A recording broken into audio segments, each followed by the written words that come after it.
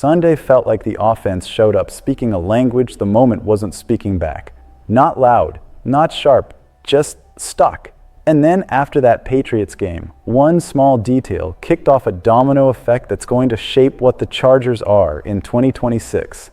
Here's the thing, this isn't about being dramatic. It's about seeing the window when it's right in front of you and knowing the wrong choices can slam it shut. So if you're riding with the Bolt fam, tap like, subscribe, and drop your take in the comments because this conversation is going to split people. 3 points. That's the number everybody keeps circling. And it wasn't only the box score. It was the feeling the Chargers played with the parking brake on, like every snap needed permission to exist. You saw it, I saw it, the Bolt fans saw it. When you've got Justin Herbert and the offense no-shows in a playoff game, somebody's going to wear it. The surprise wasn't accountability. It was the speed of it. Not even 3 days later, the move fans were begging for landed. Greg Roman is out. Let me say this. This didn't come across like a calm the timeline move. It felt like Jim Harbaugh looking at the reality and saying, we're not dragging this same problem into 2026. Because you can't preach physical identity and still leave your franchise quarterback living on predictable calls, tight windows, zero rhythm, and drives that die before they even get going. And no, I'm not telling you everything was Roman. That's the easy version. But this offense never felt like the version a Herbert-led unit should be. When the postseason hit, it looked outclassed. And when that happens, it's not only play design, it's belief. The second the team stops believing in what it's doing, execution falls apart, tension creeps in, and the locker room starts talking. That's why you can't ignore where the pressure came from. It wasn't just outside noise, it was inside the building too. Becton didn't simply vent, he took public shots at the system. And in a locker room, that kind of candor lands heavier than fans realize. If a player is comfortable saying it out loud, it usually means the frustration has been simmering for a minute. Harbaugh's loyal. Everybody knows it. The fear was he'd stick with his guy, run it back, and lose the room. So this firing isn't just X's and O's. It's Harbaugh trying to protect chemistry before it cracks. Because once a lockeroo splits into camps, your season is over before it ever starts. Now the real heat is on. Who's calling the plays next? There's no obvious internal option stepping up, and that's both good and scary. Good, because it lowers the odds of same movie, different actor. Scary, because the Chargers have to get this right. Herbert is heading into his 7th NFL season with a 4th offensive coordinator. That's not some random trivia question. That's instability that can keep an offense from ever becoming a machine. Picture what that does week to week. Different language, different timing, different answers when pressure hits, different red zone choices, different third and long plans. And every reset costs you. Herbert spends another year building chemistry instead of stacking mastery.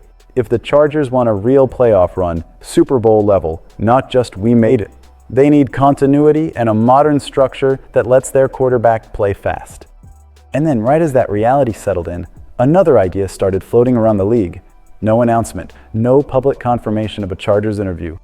Just that familiar, if he's available, his name's gonna pop up chatter. Mike McDaniel. Before you picture a press conference at SoFi, pause with me. This is buzz. But it's not coming from nowhere. The appeal is obvious. Herbert needs a modern quarterback-friendly pass game that gives him rhythm, creates separation, and turns hard reads into quick decisions. That's why the McDaniel name lights up the Bolt fam. His reputation is motion, misdirection, matchups, and designing easy throws that keep an offense on schedule. Not gimmicks, flow that makes defenses hesitate. Zoom out and it tracks. The AFC is an offensive arms race. If you're stuck trying to survive on hard drives with no identity, you get passed. So the second a coach with a clear offensive fingerprint is available, teams get tempted. But there's a real obstacle. McDaniel was just a head coach. Dropping down to an OC job isn't common.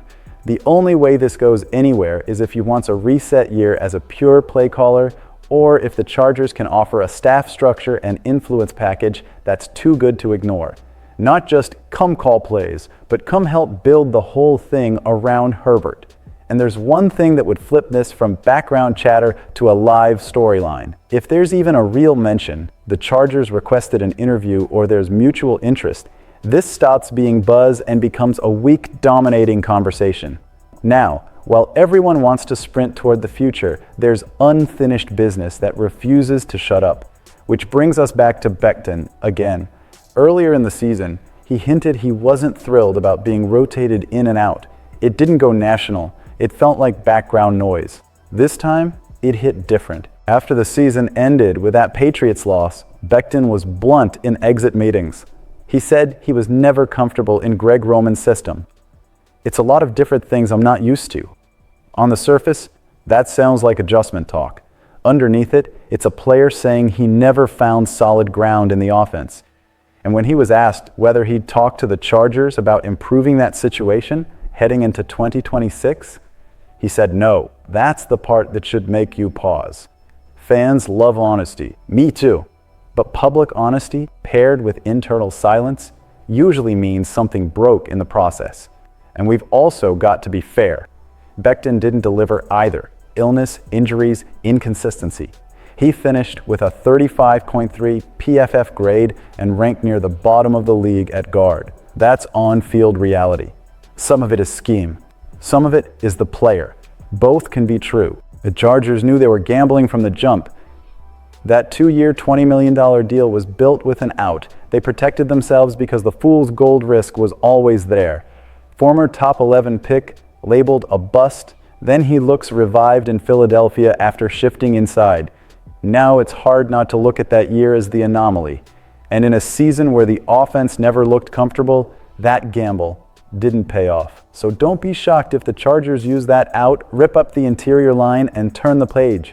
New coordinator, new philosophy, different profiles, which is why the next update matters so much, because it finally gives you something stable to grab onto.